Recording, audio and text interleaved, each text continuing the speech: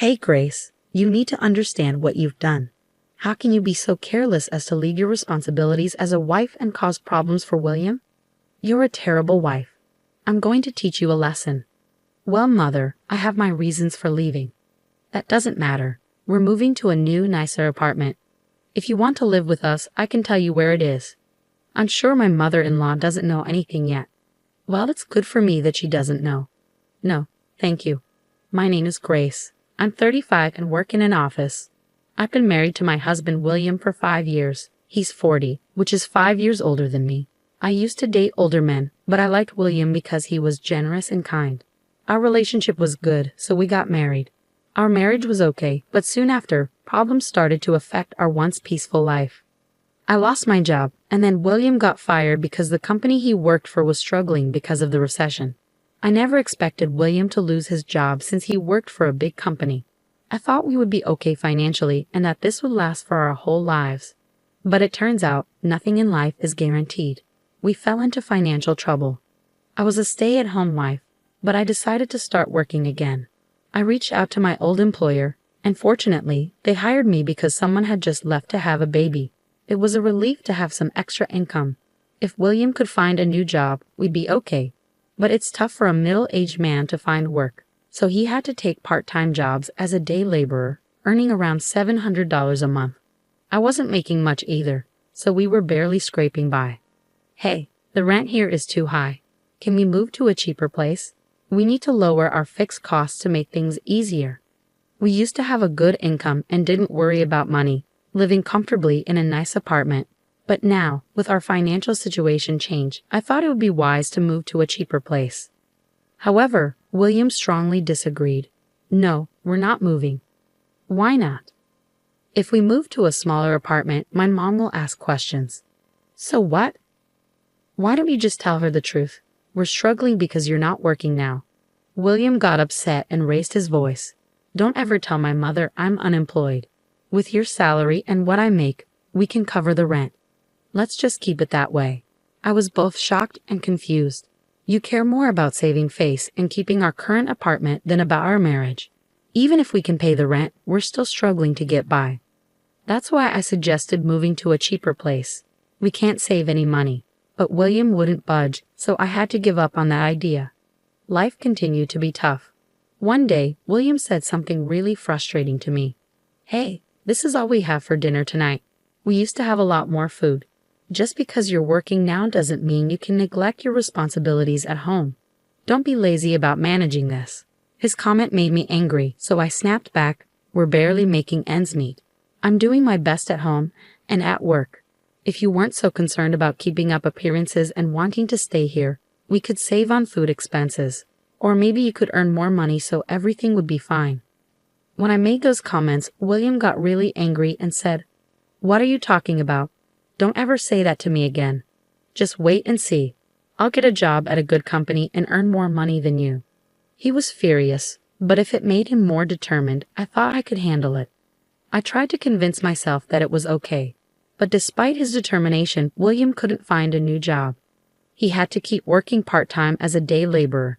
Even though he was motivated, he wasn't getting any job offers. He hadn't done any extra training or gotten new qualifications. He had just been doing part-time work. William faced rejection at every interview and grew frustrated with having to compete with younger candidates. Eventually, he gave up on job hunting, still believing he could earn more than I did. I was disappointed and had lost hope. It wasn't just William's situation that worried me. Earlier today, I got another phone call from my mother-in-law.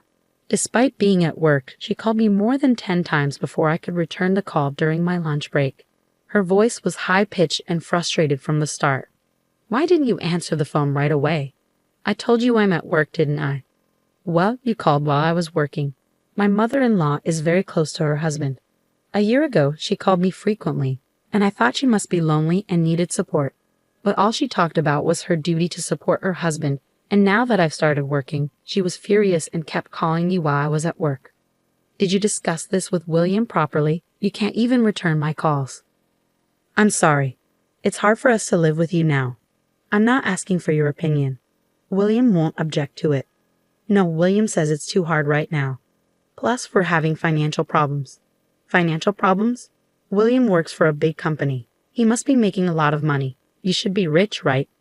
I'm always at a loss when she says things like that. William has been very clear that I shouldn't tell his mother the truth, so I can't explain our real situation. Instead, my mother-in-law thinks I'm selfish for working and doesn't believe how tough things are for us.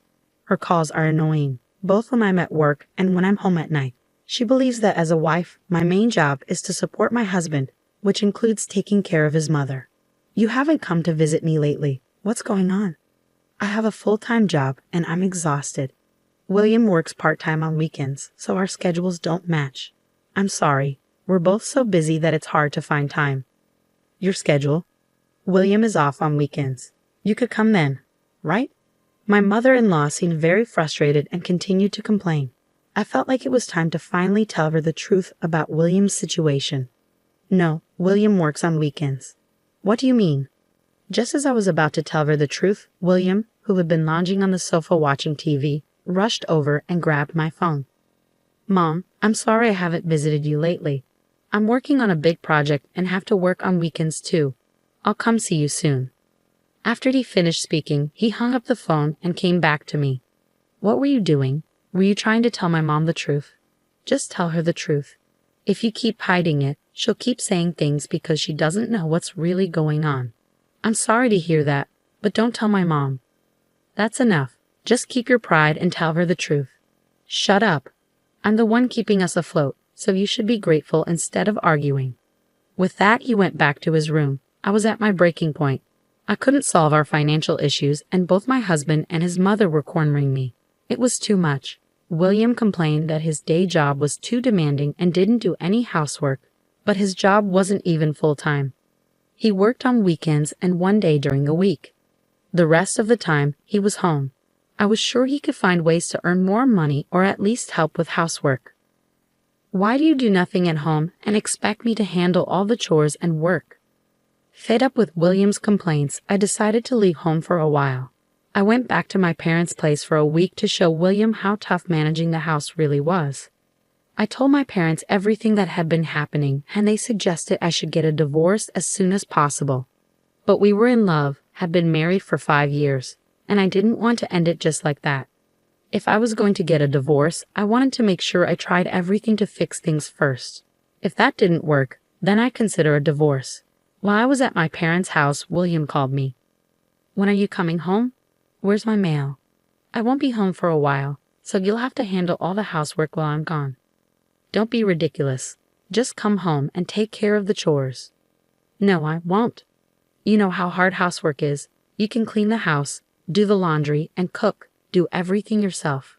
It's important for you to understand how tough it is for me to manage all the housework while working. I made it clear I wasn't coming back, and I ignored William's repeated calls. Staying at my parents' place was very comfortable. For the first time in a long time, I could share the housework with my parents. My mother would say, "You must be tired," and she made many home-cooked meals. I really appreciated not having to do anything and getting food served to me. After spending about a week there, I thought I might want to stay a bit longer. But my parents' house was quite far from my office, taking an hour and a half each way to commute, so it wasn't practical. I thought it was time for William to understand how hard housework is, so I decided to come back home. I was worried the place might be a mess, but it was actually cleaner than I expected. Still, something seemed off. When I checked William's room, I noticed his clothes and suitcases were gone. I figured he must have gone to his mother's place, so I called him. "What are you calling me for now? Where are you?" "I'm at my parents' house." "You didn't go to your parents' house right after I left, did you?" "That's right. What's your point? It doesn't make any sense. You shouldn't have left in the first place. I'm already upset and not going back to that house." "What do you mean?" "I'm going to live with my mom. I'm moving into a new apartment." "I have no idea what you're talking about." I was speechless when the voice on the phone suddenly changed. "Hey, Grace. Do you realize what you've done? How can you abandon your duties as a wife and create problems for William? You're a terrible wife. I'm going to teach you a lesson." "Well, Mother, I have my reasons for leaving." "That doesn't matter. We're moving to a new, nicer apartment. If you want to join us, I'll tell you where it is." "I'm sure my mother-in-law doesn't know anything yet." "Well, it's good for me that she doesn't." No, no, no, no, no. Thank you. What? My immediate refusal shocked my mother-in-law. I was firm in my decision not to move. Oh, are you serious? If William is going to live with me, then unless you come over here, you'll have to be on your own. You can live alone, can't you? You've been relying on him. Don't worry, I have enough to manage on my own. If we don't live together, then there's no reason for us to stay married. So I'm divorcing him. The mention of divorce seemed to shock both my mother-in-law and William. On the phone, my mother-in-law said, "Grace, there's no need to talk about divorce. I can't stay married to you anymore. I need to get rid of a terrible husband like you as soon as possible." When I said that, my mother-in-law reacted angrily. "How dare you speak about William like that? We don't want a life like yours either. So fine, William, just get a divorce." "No. I'll get the divorce papers ready. You'll regret this. It's too late for apologies." "Same to you." With that, the call ended. I figured my mother-in-law and William would soon show up with the divorce papers. I was relieved that things were turning out as I hoped. I was grateful that William wasn't willing to change and had gone back to his mother's place. This made it easier for me to decide to move on. If he wasn't going to improve, there was no reason for us to stay together. I packed my bags and waited for my mother-in-law to arrive. A few hours later, she showed up. "Oh, William isn't here. He doesn't need to be. Here you go. I had him fill out his part already. You need to complete yours as soon as possible." She handed me the divorce papers. I noticed that William's section had a shaky handwriting, as if he was reluctant. My mother-in-law ranted, "William is such a wonderful man. Despite having a terrible wife like you, he was hesitant about the divorce. I'll never forgive you for causing trouble for such a great person. I hope you live poorly and regret it." While I filled out my part of the form, my mother-in-law continued to yell at me. William's pride had prevented him from telling his mother the truth until the end. What a pathetic man he is. "What happened to your house? I saw that." "Well, if you want to come over, there's no place for you." "No, I won't." "How much did you sell it for?" "It was old, so it must have been cheap." "That's none of your business, but since I'm being nice, I'll tell you. It was about $50,000. It's not a huge amount, but enough for retirement.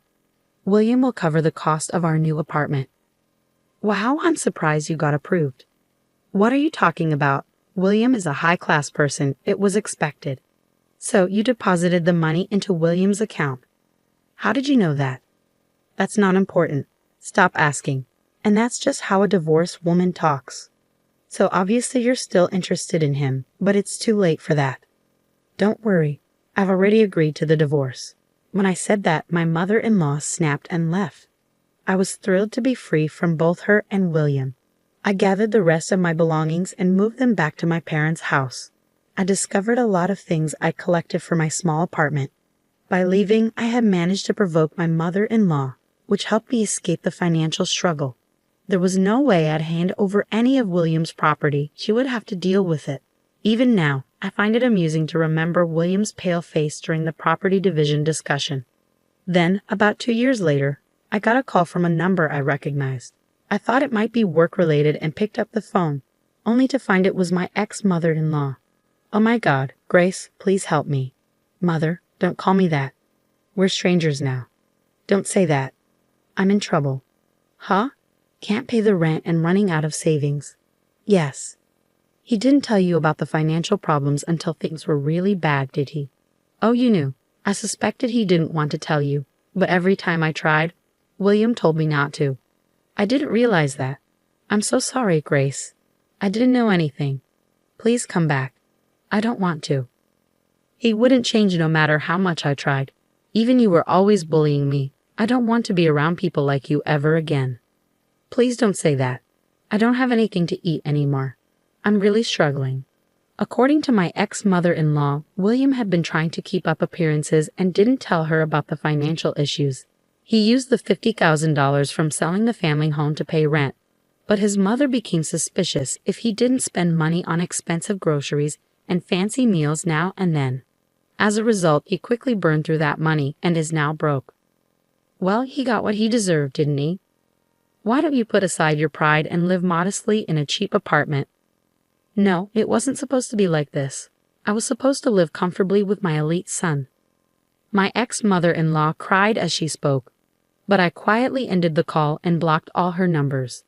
I also filed a restraining order against her just in case I needed to involve the police. They always seem to rely on others, whether it's parents or children. I've learned a lot from this experience and am determined to live independently. I've refocused on my own life and am working to move forward. The truth is clear. William continued living beyond his means, and my mother-in-law blamed only me without questioning her own son. I'm relieved to have cut ties with such a difficult mother and son. I'm confident that I can now live an independent life and hopefully meet a wonderful person in the future. I wish for happiness and success moving forward. Thank you for watching until the end. If you enjoyed this video, please subscribe to our channel. See you in the next one.